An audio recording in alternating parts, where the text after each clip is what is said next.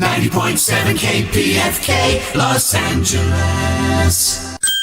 The following radio program has been approved for broadcast by the Federal Communications Commission and is in compliance with all community standards. From Los Angeles, Cary Harrison. Russia, if you're listening. Talk show, random, political, outrageous, philosophical, analytical, passionate, sunsets, roadkill cooking tips, open-minded, swordsman, bent, resolute, chocolate, bushwhacker, belt buckles, investigative, companion, fearless. Call in. Piercing the cloud of mainstream entertainment. It's the Cary Harrison Files. And it is the Cary Harrison Files. Welcome. Glad to have you aboard today. Live streaming right now on Substack and YouTube. You can simply Google Cary Harrison, C-A-R-Y, like the Cary Grant spelling, if you're old enough to know who he was. Cary Harrison Substack or Cary Harrison YouTube, and that way we can stay connected when you arrive at your destination. You can also easily find us at kpfk.net. That's the special streaming one. And you can go there. And don't forget to sign up for our newsletter at caryharrison.com. There you're going to get a transcript of this entire show, plus access to clips and stuff we simply cannot do anymore on the radio. And that's our newsletter at caryharrison.com. Well, we're all living through the part of the Empire's story where it stops pretending it's the hero and starts auditioning for the villain role. At least this would be the opinion of, as they say, many people out there. Mustache optional, drones included. Year one of his Imperial Kumquat's second act was domestic thuggery, a slow, sticky, bureaucratic mugging of the Constitution in broad daylight, with our leadership standing around like mole cops, arguing over whose radio battery died first. Year number two, now the swagger goes international. Why settle for bullying your own institutions when you can expand the brand and start shaking down the whole hemisphere? And that's the pitch now, isn't it? Venezuela is in our backyard. And apparently in Washington, D.C., backyard means you own it, like a dog that's found a bone and is prepared to bite God himself over possession rights. We didn't like the guy in charge, so poof, there goes the old post-war pretense that borders matter and war is something you only do when you're attacked or authorized, not when you're annoyed. And here's the part you're supposed to swallow without gagging. If the United States can treat another country like a misbehaving rental property, then every other strong man on earth gets a shiny new permission slip. You don't have to love Putin to see the sales pitch. If Washington gets to stabilize its neighborhood with force, why can't I stabilize mine? Same for Xi, same for Netanyahu. The whole planet becomes one big HOA run by men who settle disputes by lighting your house on fire and calling it maintenance. Remember the post-World War II order, the one that built, at least on paper, to stop exactly this kind of might makes right territorial bullying. It was supposed to be the great human compromise. No more empires carving up the map because they felt entitled. No more spheres of influence where the strong ate the weak and called it geography. Well, that order is getting replaced with something older, maybe a little uglier to some, to many. And much more honest, the pre-World War II model, where thugs drew circles on a globe and say, mine! Not a rules-based system, more like a bar fight with flags. The Austro-Hungarian Empire. I went to a boarding school with a Habsburg. He didn't have any memory of his family's good deeds for 600 years, but he certainly had the attitude. For decades, Washington, D.C. kept up a glossy moral cover story, right? Democracy, alliances, freedom, humanitarian concern, soft power, that whole sermon. And sure, the sermon was frequently accompanied by coups and friendly dictators and the occasional misunderstanding involving napalm, but the packaging mattered. It gave the empire a patina, thin but shiny. Shiny enough to sell itself as a necessary force for order. And now, well, that mask is falling off and landing face first in the oil. Because, listen, to the new gospel. We're going to have our very large United States oil companies go in, spend billions to fix the infrastructure and start making money for the country. That sounds adorable. It's the kind of sentence a pickpocket says while you're still applauding his concern for your financial wellness. Making money for the country. It's a bedtime story. The grown-up translation is they'll make money for themselves, and the country is just the stage scenery and footing the bill, by the way, you, the taxpayer. And once you accept the logic, once you normalize, we can run your nation because we've got the hardware and you've got the resources, you've officially entered the world where tyrants thrive. It's not democracy versus authoritarianism anymore. It's competing protection rackets, each with its own flag, its own propaganda, and its own list of neighbors who'd better behave. That's the nightmare on offer. 3 big blocks, 3 big bosses, 3 big excuses. 1 block under Putin's boot, 1 under Xi's, and 1 under really stable genius, with assorted junior thugs playing regional assistant managers. In this model, being someone's neighbor means you either comply with the neighbor's wishes or you get managed. Sovereignty becomes a subscription plan. Pay monthly in obedience or enjoy the deluxe package of sanctions, destabilization, and helpful missiles. And if this sounds new, it's only because the marketing department refreshed the logo. This is, in fact, the Monroe Doctrine with a modern haircut. The original version back in 1823 was a polite little throat clear dressed up as a moral principle. Europe, keep your hands off the Americas. It was charming, like a raccoon slapping a bear and declaring the forest a raccoon-only zone. James Monroe, president, delivered it with calm confidence, the confidence of a man standing behind the British Navy and pretending it was his own muscle. Britain did the heavy lifting. America wrote the press release. The pitch was noble. The subtext was territorial. The translation was, we're not strong enough to police this hemisphere yet, but we're calling dibs. Geopolitical puberty. Awkward, loud, and convinced the future owes it something. And then America grew up. It found muscles, it discovered gunboats, and it learned that phrases like regional stability can lubricate almost anything.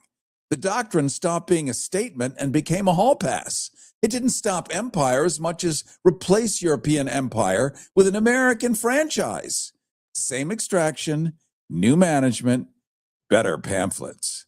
Then came the Roosevelt corollary, which I was not taught in school. You probably weren't either, but you should have been. They probably just referred to Teddy Roosevelt or TR riding horseback. The Monroe Doctrine on steroids was the Roosevelt corollary, barging into the room without knocking. Suddenly, intervention wasn't a last resort, it was the default setting. We'll intervene proactively, said the country inventing lynching and child labor, because we're the adult in the room. Imperialism in khakis.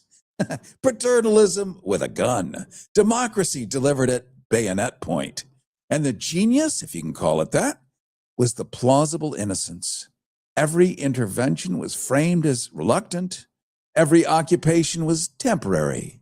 Every catastrophe was unforeseen. And every time it blew up, the blame was assigned to the locals. Corruption, culture, their historical baggage. Washington, D.C. just showed up with tanks and advice. Totally different. By the Cold War, the doctrine became a hemispheric anxiety disorder. Any election that went left was a plot. And when I say left, I mean the opposite of right. Any reform that touched land or wealth was a threat. Coups bloomed like mold in a damp basement. Dictators got installed, funded, trained, and occasionally replaced when they stopped returning calls.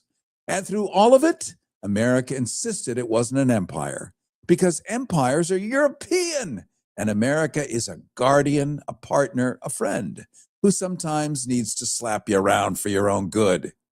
Now, the doctrine hasn't died, the Monroe Doctrine. It's just updated its wardrobe. It learned to say human rights with a straight face. It hired consultants. It stopped calling invasions invasions and started calling them missions. Same racket, smoother fonts. So that's where we are today. Watching a superpower revive its oldest habit, declare the neighborhood ours, treat other nations like misbehaving possessions, and act shocked when every other authoritarian on earth takes notes.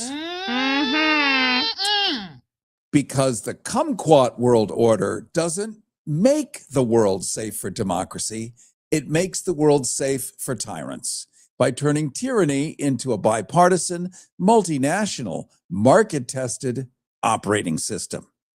Now, ask yourself, if this is the backyard logic in the open, what happens when Washington decides your street needs stabilizing too? Well, go to Minneapolis, perhaps, for that answer. This brings us to the domestic clown car, the opposition party, the one that keeps promising to save democracy, and it can't even manage the radical act of appearing awake. Author and activist Norman Solomon has been saying the quiet part out loud, that Democratic leadership has grown so uninspiring, so disconnected, it's like watching a fire department debate font choices while the building collapses. Or on Democracy Now! Recently, he argued that we've been marching toward a fascistic politics because corporate Democrats keep failing to beat the GOP or offer policies that feel like they were designed for humans. So today, we're going to do something unfashionable. We're going to treat this like it matters, because once Washington, D.C. gets comfortable abducting foreign leaders and talking like it's running a petrostate, the human toll doesn't stay overseas. It comes home in the language. It comes home in new laws. It comes home in budgets. It comes home in the policing and the casual assumption that power is whatever the guy with the missiles says it is. Norman Solomon is here with his latest book, The Blue Road to Trump Hell. His book scrutinizes how the behavior of many Democrats assisted Trump's electoral triumphs. That scrutiny is important not only for clarity about the past, it also makes possible a focus on the way that such failures can be avoided in the future. Let's talk about how the empire sells itself abroad and at home. Norman Solomon, I want to welcome you to the Cary Harrison Files. Well, thanks. And as you say, what goes around comes around. The idea that the U.S. can have foreign policy, dress it up as being benign and beneficent to the world, and then the militarism isn't going to come back home, that never works. And so we're seeing now the consequence of failure to challenge what Martin Luther King Jr. called the madness of militarism. The madness was always there. It was bipartisan. Now we know it's even worse. Hard to believe, but even worse under the current administration. Norman Solomon, if this is not expected to become prolonged and substantial, I quote, who decides that it is not expected to become prolonged and substantial? The same people ordering the strikes? And what happens when short and limited becomes a year-long presence with oil security expectations? Well, when the head of the regime, we're supposed to say administration, when the head of the regime decides XYZ on a whim, we've gotten to the point where it's a virtual dictatorship because a fascistic party controls two of the three branches of government and most of the third. When you get to the top of the judicial branch, it is, with rare exceptions, simply saluting to the commander-in-chief, which, as we learned in civics class, is not the way it's supposed to work. I think, Cary, that you very aptly, in just a few minutes, summarized the history of U.S. foreign policy and the really appalling, horrific, and extremely dangerous reality is that as bad as foreign policy has been, from Vietnam to Afghanistan to Iraq to Libya to missile strikes on Africa and the Middle East, consistently from both administrations, Republican and Democrat, now much worse. And the mask that has fallen means that the mask is no longer there to even restrain to some degree the absolute militaristic whim of one guy sitting behind the decision desk in the Oval Office. And the reason I've written this new book, which, by the way, is free to everybody at blueroad.info online, that's just blueroad.info, is that we have to ask ourselves, I think it's crucial to ask ourselves now, how did we get into Trump hell and how do we get out of it? And there is no way around the reality that the Democratic Party from the very top has served from the top as an enabler of the Trump regime. And we have to change the Democratic Party if we have any realistic, and I emphasize realistic, hope of turning this around by taking the Congress and the White House away from the fascists. That's a very interesting prescription, Norman Solomon, because people are going to want to know, well, how do we do it? I think a lot of people probably think it's a great idea. If Congress can't stop this because the House blocks it or a veto dares them to find 2/3, what is the plan B for regular citizens who don't want their democracy run like an oil company's security detail? Yeah, well, the plan B, I think, is to build social movements that are independent of the electoral system, but deal with and defeat the way that the electoral system has functioned. I think we've learned by now that we can't simply say it doesn't matter who's in office in the White House or in Congress. That's an absurd attitude. And yet we have perhaps thought at times, hey, if we just have enough people in the streets and we organize well, we have enough effective emails and so forth, that is going to do it. It's not. It matters, obviously. It's hidden in plain sight. It should have never been hidden. It is crucial who is president, who is running Congress. And that means that, and this is real, the Democratic Party is in federal elections the only way to stop this extreme fascistic Republican Party. And that means fight like hell. Fight inside the California Democratic Party. Fight like hell inside the Democratic National Committee, and challenge, stop being so nice to your congressperson out there in Los Angeles or New York or anywhere else. Stop being so nice because they vote well some of the time. It's not acceptable to us. They have 1,000 or more district offices from the U.S. House of Representatives. They are sitting ducks for nonviolent militancy to confront their militarism and also to confront their failure to really challenge the Republican Party as it does its worst, the worst even in our lifetimes. And so that's where this book, the blueroad.info, says it matters how we got here because that can tell us how to get out of here. And how we got in here is deference to the Democratic Party and saying, well, I like my congressperson, has a D after his or her name. They say good things. No, that's not enough. And being a neoliberal party and being a party that will nominate someone like Hillary Clinton or Joe Biden or Kamala Harris for president, that is unacceptable. We need genuine populists. We have to recognize, based on history, which after all should matter, it's how we got here, we've got to recognize that when you try to defeat or say you try to defeat the right-wing, xenophobic, racist, fascistic Republican Party with milquetoast, middle-of-the-road, neoliberal, can't we all get along, Democratic nominees, it's not going to work. You can't defeat really phony populism with a different brand of phony populism. Cary Harrison with you. This is the Cary Harrison Files. We're talking right now to Norman Solomon. You'll remember and recognize his name. We've had him on many times. His book, also, we're going to include in our newsletter. When you sign up at caryharrison.com, you can also go to the website that we're mentioning, but I'll make sure that you get a copy of it. Everybody gets a copy of it. His latest book, The Blue Road to Trump Hell, scrutinizing how the behavior of many Democrats assisted Trump's electoral triumphs. That scrutiny is important not only for clarity about the past, it also makes possible a focus on ways that such failures can be avoided in the future. Live streaming right now on YouTube and Substack. Simply Google Cary Harrison Substack or Cary Harrison YouTube. Also, we're going to pick it up and live stream on Instagram. Coming up for the phone call portion in about a half hour. We're talking to Norman about what regular people can do and why the Democratic Party, and this is central to his argument, has been asleep at the wheel. I mean, people have been asking for years, like, when is it going to grow a spine? But there's a reason it won't grow a spine. And Norman, you have eyes in on this. Like, it could actually do something and act like an opposition party, but it prefers not to. What's your assessment on that?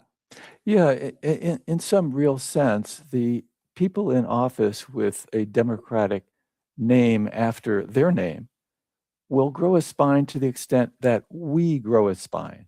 And I'm not talking about third party here. I'm really not, because when you look at federal elections, you find that in 40 years, the Green Party, with all their good intentions, never came close once to electing someone to Congress, whereas we do have Ilhan Omar, we have Rashida Tlaib, we have Anna Presley, we have Ro Khanna, we have people who are ready, willing, and able, and do fight for righteous causes. And so we have an opportunity now to say, okay, if the Democratic Party leadership, and I put that in scare quotes, I mean, who has been inspired by Hakeem Jeffries or Chuck Schumer? I'd like to meet that person. I'm not sure that person really exists.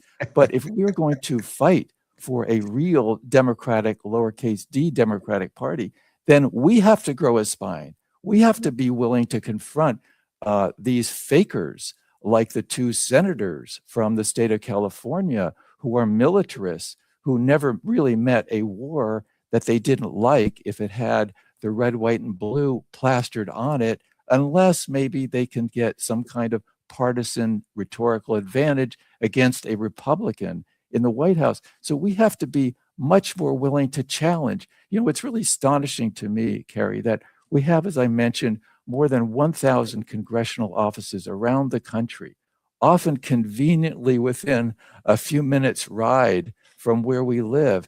How often have we seen picket signs and picket lines up around these offices, even though they're mostly inhabited by Democrats, certainly in this state of California, Democrats who are aiding and abetting the militarization of this country and failing to sufficiently, for instance, demand and fight for the abolition of ICE. Norman Solomon, if the backyard doctrine is back, what's your read on the Monroe Doctrine? We'll call it cosplay. Why not? Is this policy or a political drug that makes presidents feel 10 feet tall and immortal with 18-year-old bodies like the current president? How do we detox? I'm so sorry about my sarcasm. I can't go more than like 3 seconds without it. How do we detox a country addicted to hemispheric management? Well, part of the problem, of course, is the psychological pathology of the guy in the Oval Office right now. But as you pointed out at the top of the hour, this has been systemic for so long, and it's a matter of degree. I can only say the word Vietnam or Afghanistan or Iraq, and it's clear that this has been a bipartisan problem. But now it's much, much worse because the sense of impunity has become so much more extreme. And so the mask is off, and that is more candid, but it's even worse when you look at what's happening right now and has in the last week or so in Venezuela, the threat to Greenland, really a threat to Cuba as well, and Iran and elsewhere. And there is an underlying reality that now the Monroe Doctrine is not good enough for the people running the US government. They want both hemispheres. And so we've had this attitude, and this is bipartisan, that, hey, what are those Chinese ships doing in the South China Sea? And we have to forget why the South China Sea has its middle name. It's like, what is China doing in China is almost the message. And so this is the imperial attitude to the nth degree. And so we need the anti-imperial attitude to the nth degree. And that's sort of gets back to my point here. I thought of the name of the book, The Blue Road to Trump Hell, because the Blue Road, the Democratic highway, did lead us to this reality now.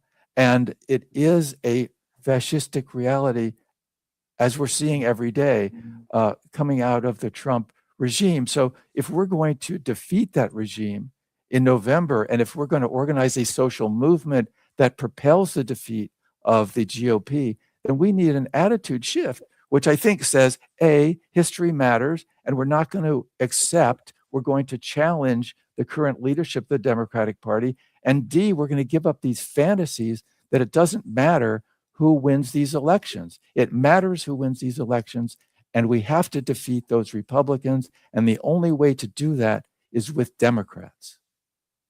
Thank you, Norman Solomon. Thank you so much for joining us today. Your latest book is called The Blue Road to Trump Hell. It's free and for fun in our own little intellectual way. Give us the website again where people can find it.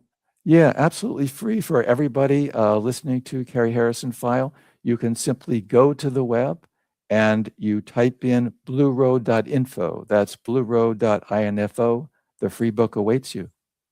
Wonderful. Thank you so much. We'll make sure that that's also embedded in our newsletter when you sign up at CaryHarrison.com. Norman Solomon's book scrutinizes how the behavior of many Democrats assisted Trump's electoral triumphs. And that scrutiny is, of course, important not only for clarity about the past, but making possible a focus on ways that such failures could be avoided in the future, something everyone seems to want. Cary Harrison with you. This is the Cary Harrison Files. Coming up, we're going to open up the phones because right now Washington, D.C. is trying to sell you a war like it's a cleaning product. Hemispheric hygiene.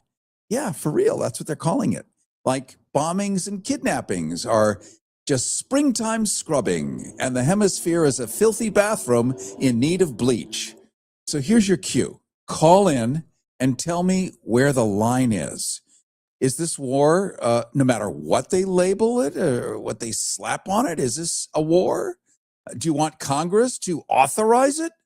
Or do you want Congress to stop it? Or do you want to keep Congress hiding behind procedure? And what happens when backyard policy becomes the new global permission slip for every thug with a map and a grudge? You've got an opinion, you've got a phone. Use both, because if you don't, our leadership will interpret your silence as a standing ovation. What do you call what's happening right now, and what should be done about it? 818-985-KPFK, 818-985-5735. Those are your Harrison hotlines. Back in a flash. This pussy grabs back. The Cary Harrison Files. CaryHarrison.com.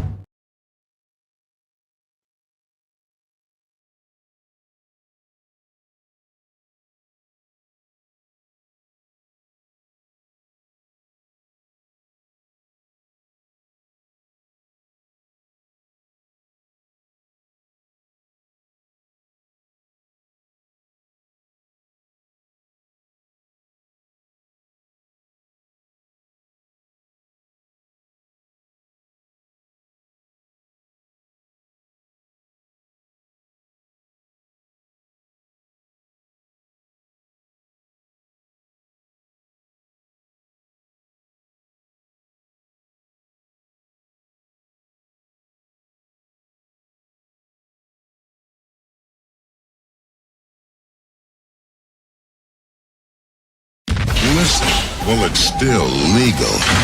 The Cary Harrison Files. CaryHarrison.com. And it is the Cary Harrison Files, CaryHarrison.com, attempting to set up the Instagram, but we'll have to do that a little later. Sorry about that, but we are streaming on YouTube, on StreamYard, and pretty much everything else with a chip and a signal. Simply Google Cary Harrison, CaryHarrison. LinkedIn, even Twitch. For you gamers, you Mildred. Yep, I know you're on there. You're gaming. Screw bridge when you can game. So it's all everywhere. Mildred the gamer. I like this. MAGA. Make Mildred a gamer again. All right. We are going to open up the phones here, take your calls, looking at what we were just talking about and where you see all of this unfolding. Maybe you're a veteran. We used to do a show called Rethinking Heroes, focusing on the millions of veterans. As you know, 10,000 VA jobs are now being cut. It's going to affect everyone. You know, this new Defense Department, all of it. How does this fit in your psychology? We're just really, there aren't words, are there? There just aren't words. But let's come up with some words, shall we? Let me rethink how to say this. All right. You've got two choices right now.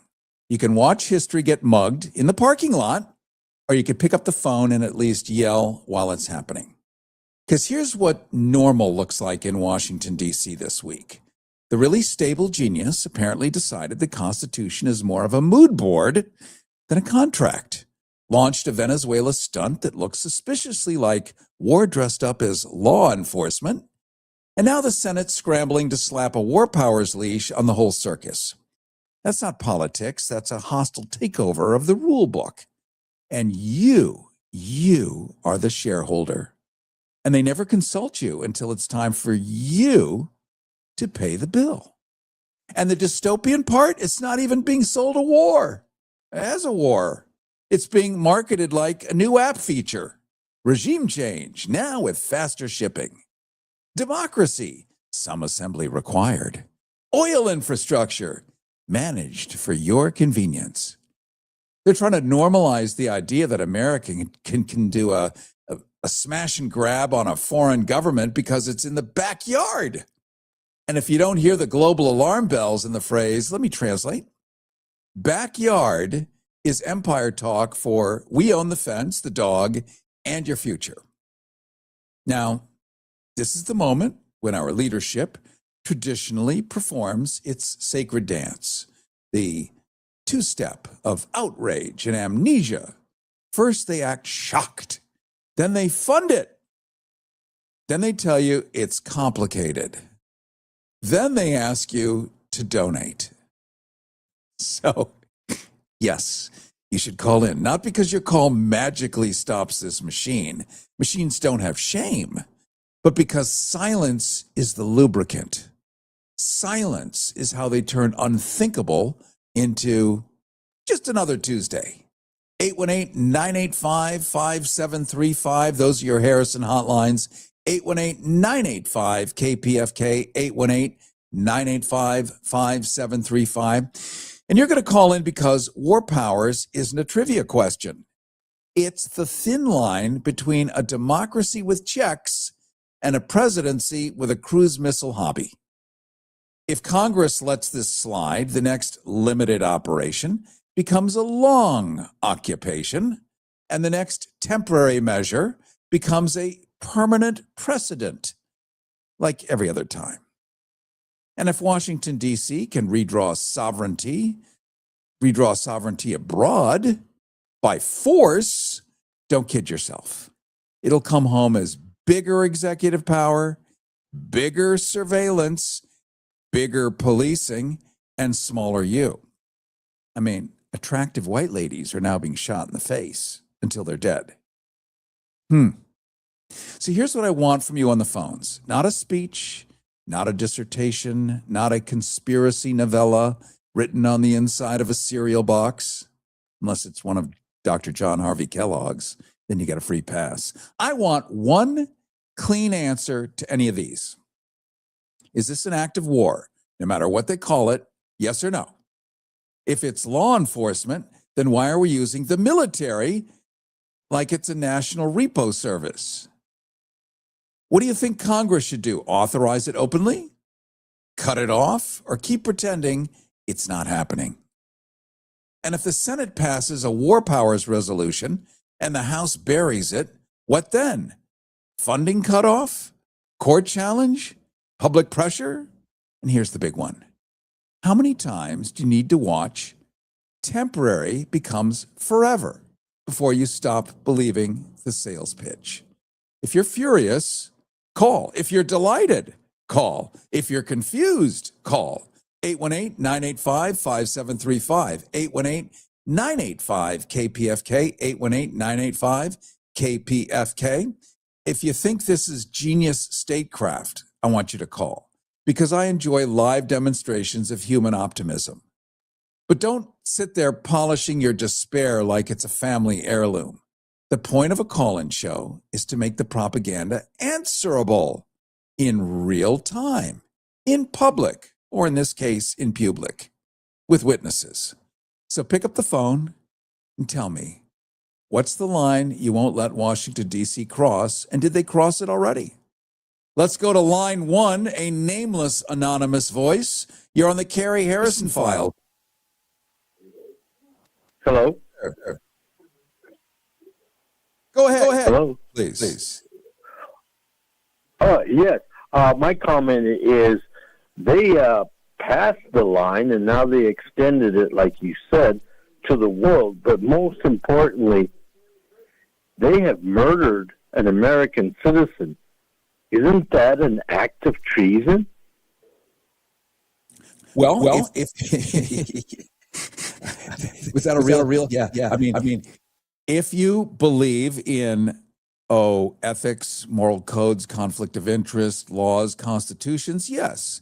If you don't believe in it, the framers of the Constitution never envisioned someone who actually didn't believe in the Constitution or was willing to just override it completely. Of course, the cure is, as we all know, impeachment. And then the Senate has a trial and then you get fired. But I don't think they envisioned the entire government being on board. Like the checks and balances were supposed to check and balance each other. So you're right, my friend. Very much appreciate it. Let's go to Mark on line 2. You're on the Cary Harrison files. Welcome. Hey, Mark. Oh, hey. How are you? I'm good, thanks. I've rarely called into a show, but I enjoy yours. I am both a retired criminal defense attorney and an ex-cop. And I'm very, very disturbed about the breach of constitutional rights that we see happening on a daily basis, including the murder of a protester just the other day in Minneapolis. And but I have written letters to the editor, all the things that you've suggested. I've been doing this for years. I think the Democratic Party, as we know it, has abandoned the interests of ordinary people a long time ago, and a large part of it has to do with the realities of campaign finance.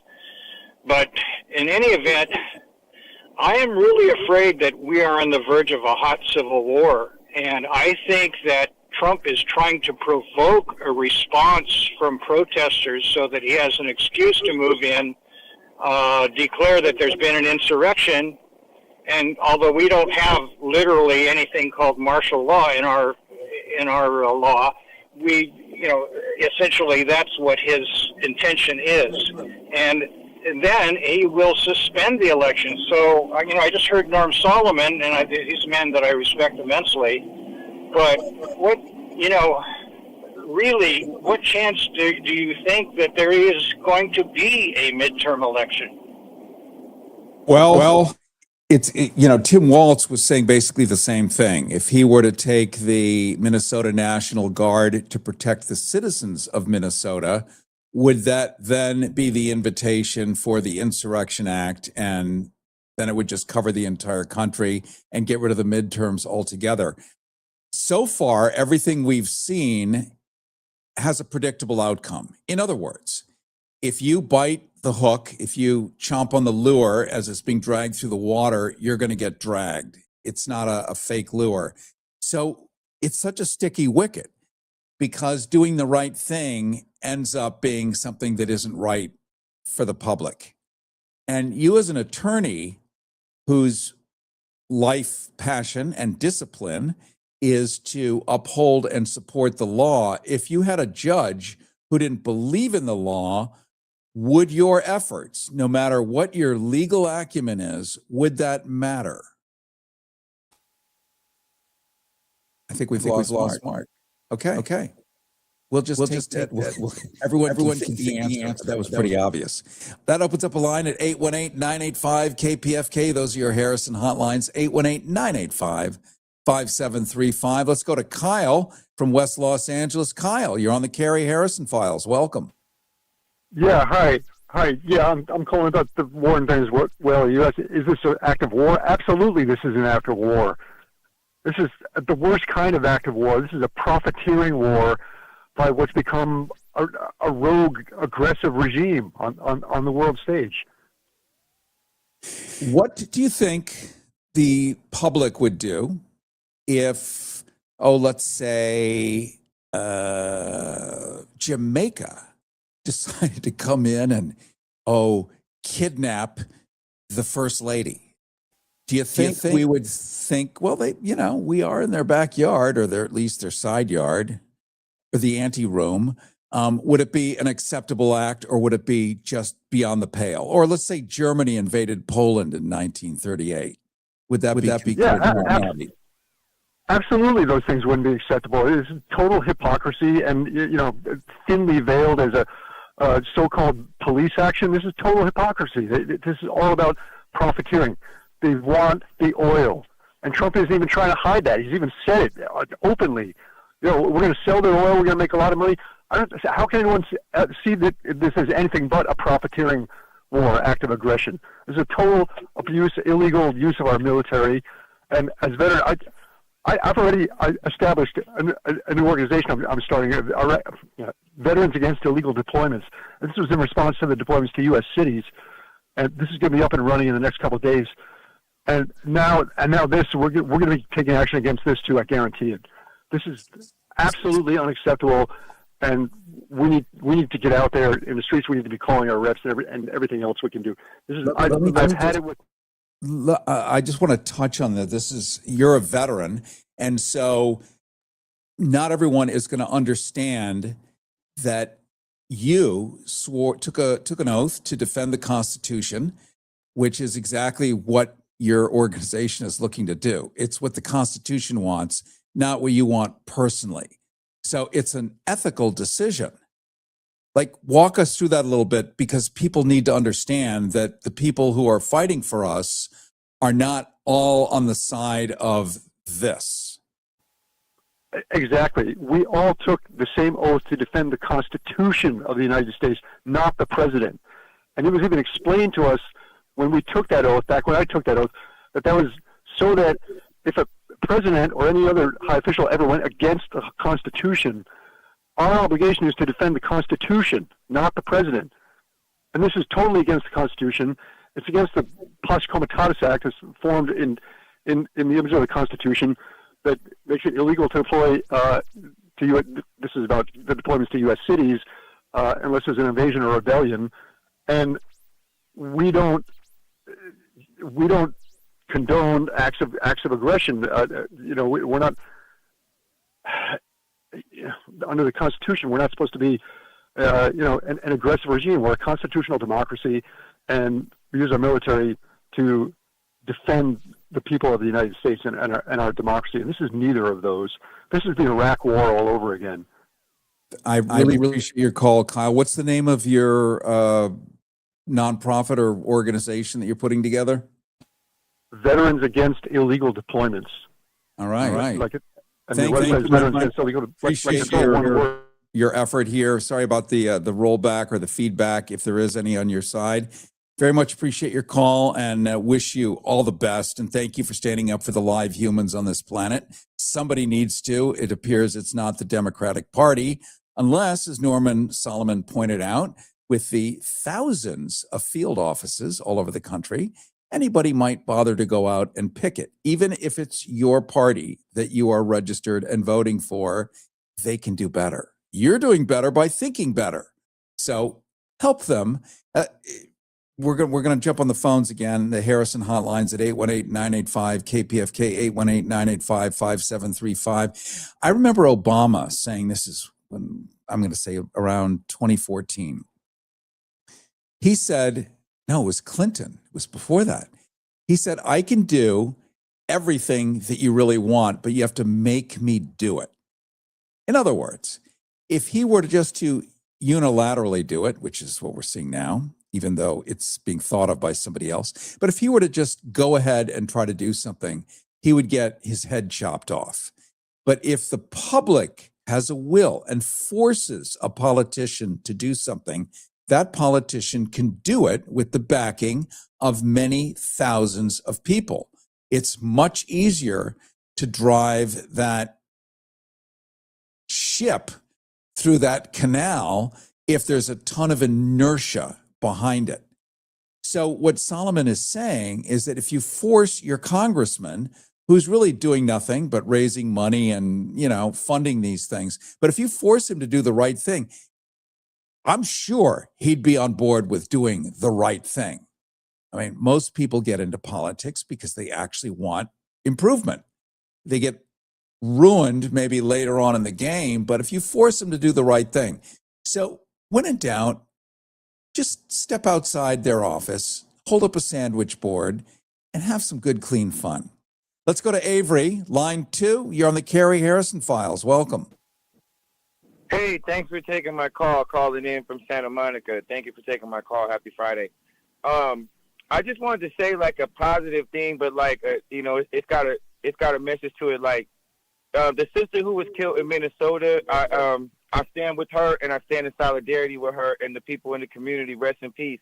But she is a martyr for the destruction of white supremacy. So I say that to say that the Trump, the ICE, all these people scared to death because white supremacy is ending. And so I might even be able to say, like in my lifetime, that we might not be able to see it in a long time because people are shifting away. So we just got to stay focused and don't let that devil take us down, because the sister is a long list of people that have been killed by the police, that been murdered and viciously taken away from their family, but we'll never forget them and we'll remember their sacrifice. And the point I'm trying to say is that like all that ICE and all of that, that's why they're doing what they're doing, because white supremacy, if you live in the streets like me, I live in the world with people. People are getting along. White supremacy is gone. I mean, it's not gone, but you got people that are like, getting together, loving each other. It's not as bad as people put it on. So I'm going to finish up with this. Don't be scared of the propaganda that people don't love each other and that people not rocking with each other. We are. And people are sick and tired of white supremacy, and we're getting it out every single day. And this sister who lost her life and her children and got away from her children, we will remember her. We're going to take care of them kids just like the rest of the people that lost their kids and their families. But they are another notch, another step of chipping away at that white supremacy. Rest in peace, my sister. Thank you so much, Avery. What an excellent call. That opens up a line at 818-985-KPFK. Your Harrison hotlines, 818-985-5735. Let's go to Al in Huntington Beach. You're on the Cary Harrison Files. Welcome. How you doing, Cary? Yeah. General Smedley Butler said war is a racket. I mean, this is 100 years ago, and this definitely is. Basically, what we're doing is taking control of the oil, and we're going to sit on it because we don't want Russia or China to get it, because they'll start trading in their own currencies, and that will devalue the dollar and make our dollar worthless. And nobody will buy our T-bills, and we'll have hyperinflation. And basically, we're just a rogue nation now, doing whatever we want, and I don't know how we're going to stop it, because they've taken control of the media, Fox News and now TV or whatever it is, and and they bought our politicians with the campaign contributions. So a lot of these people, the right-wing Christians, they believe that socialism is a stepping stone to communism. So they vote against their own interests. Thank you. I love your insight, Al. It's especially that you brought up this kind of interesting component here about petrodollars. So back in the 1970s, it was Henry Kissinger under Swingin' Dick Nixon who came up with this idea with the, I want to say, what do I want to say? What do I want to say? I want to say, I can't say it. Saudis. That's what I want to say. I was going to say Saudis. I don't know why. Came up with this idea that all this oil being churned and pulled out of the ground, our oil under their feet, as we all know, just like our oil is under the feet of the Venezuelans, always has been since the beginning of time. And in Afghanistan and Iraq and Iran, same thing, our oil under their feet, that had to be sold in dollars. All of it had to be sold in dollars, that you could not sell a drop of oil anywhere in the country with anything other than dollars. And Venezuela, nationalizing the oil, decided to sell it in Chinese yuan, in other currencies, not in dollars. And yes, it has a giant effect. So that is definitely part of this. But we would have to assume that the people in charge right now actually are thinking in terms of what can we do to make the economy better, to help the American people. And it's just really a bank robbery with maybe some ameliorative side effects, unintended, like the dollar gets a little stronger. If you look at currency exchanges today, you'll see the dollar is ticked up against the peso. It's now at, $17.99 against the euro. It's probably worth 83 cents against the Swiss franc. It's up to like 81 cents. So sure, little dribbles, but I wonder what is the true plot of the play. If we look at Stephen Miller, who was on the chat shows this weekend, his thing was might makes right, period. That's it. If it's out there and it's got value, we're just going to go take it, period. Bob's your uncle. So like you said, it's out there in a way. This is weird. In a way, there's integrity in that. In other words, if you call something, even if you don't like what it's being called, but you follow up with what you called it, it's integrated. So there's integrity. It doesn't mean it's moral. It doesn't mean it's ethical.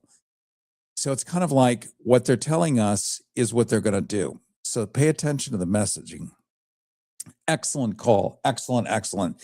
We're going to pause for just a second. We're going to go to more calls at 818-985-KPFK, 818-985-5735. Your Harrison hotlines, 818-985-KPFK. Talk about this, anything else that's affecting you, like everything, even how you feel. I would love to hear about that as we continue here, live streaming.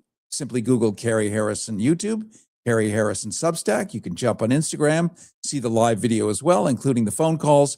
Get our newsletter at caryharrison.com, where you're going to get a transcript of this entire broadcast, including the interview with Norman Solomon and a copy of his book for free. Woohoo!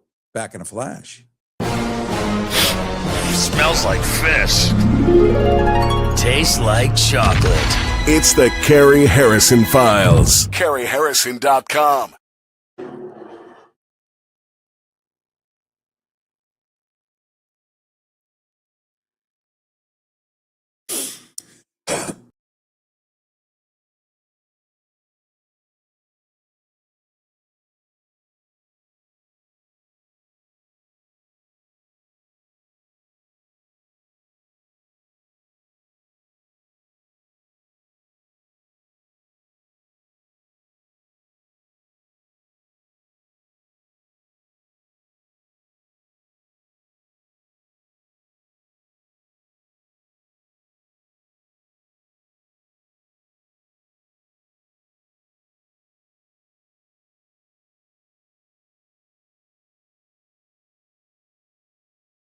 Listen, well, it's still legal.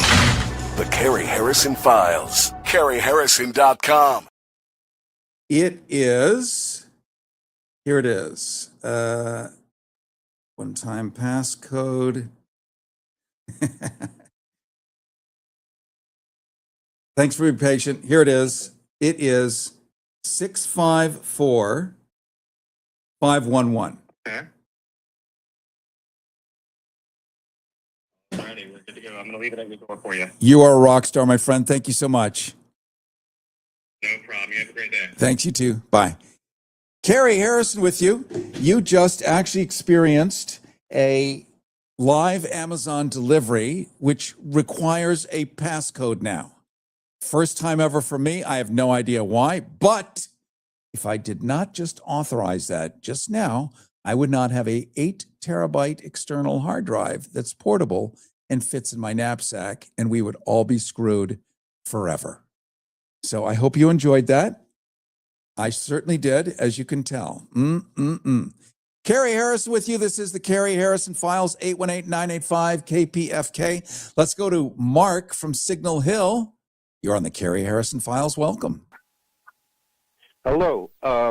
Yeah, I see a possible solution as letting the Venezuela situation advance and letting all the oil companies repair all the damaged oil equipment and oil fields down there, getting them back to good health because they're ruined because of our sanctions. But when the political thing swings from insanity back to sanity, then we can allow them to continue running it, but pay the Venezuelans what the oil is worth. Here's a question. Here's for you, Mark. This is the big hairy mastodon in the middle of the room. So drill, baby, drill. Climate change is real. Right now in Paris, we have people meeting, talking about climate change all over Earth. It's happened. There were tornadoes in Switzerland, of all impossible places. We've had tornadoes in Los Angeles in the last few years. Impossible. Never happened before. Hurricanes, Category 5, 3 of them. 3 Category 5s this year. None of them, thankfully, hit Florida, but 3. It is only metastasizing in a gigantic way, this climate change, call it whatever you want. Now that you're going to start really, really burning some oil, like really contributing to this, what happens? Like, seriously, what happens? How long do the people of Earth have if you accelerate the decline to this degree on purpose? It's not an oops. It's on purpose while simultaneously denying it. We also hear today from oil companies, you know, the Chevrons, the Exxon Mobils, that the quality of oil, even though the largest reserve on Earth is in Venezuela, that the quality of that oil, well, it just plain, not goodly, bigly oil. It's crummy, lousy, bad oil that will take so much extra refinement, kind of like the tar sands up in Canada, so much extra refinement that it would be prohibitively expensive at the pump. But it doesn't matter. Why not go back to diesel? Why not? And that may be the plan. So that's the mastodon in the middle of the room. You can pull up all the oil you want, but it flies in the face of the survival of humankind. These are the unfortunate conundrums. It looks like we're out of time. I apologize. How much do I love spending time with you every week? I absolutely adore this. This is my place where I can pull a cork and let the steam out too, and have conversations with smart people who are awake. I remember, actually, just a quick insert. This was during COVID. There were like 1 million people marching in West Hollywood. And I remember this woman holding up a sign that said, and she was on a bullhorn, and she was talking about getting woke. And what she meant was awakened. That's what I thought. Okay, awakened. And it was just, and they took that word and it became a thing. And now, if you're listening to iHeart or any of the 1,000 conservative radio stations, there is something called a woke virus that's out there that people are catching. And this poor woman in Minnesota is now accused of having that virus, that she was medically infected by a woke virus. Now, it's as believable as the new food chart. The top 2 things you should be eating every day are red meat and saturated fats like cheese. This is according to Bobby Kennedy. every day you should eat more red meat and more saturated fat. And if you have the woke virus, you must be eliminated. The madness. All right. I look forward to seeing everyone next week. Don't forget to sign up for our newsletter at CaryHarrison.com, where you're going to get a full copy of this transcript. I want to thank Renee Yawarski, goddess extraordinaire, genius, legal, I would say beagle, but you're bigger. You're more like a pit bull. And of course, Will at KPFK in the control room, and you, most importantly, the listener. Me, also a listener. Together, let's listen together. And I really look forward to seeing you all next week. Thank you so much. And as we say in retail, and have a nice day. This pussy grabs back. The Cary Harrison Files. CaryHarrison.com.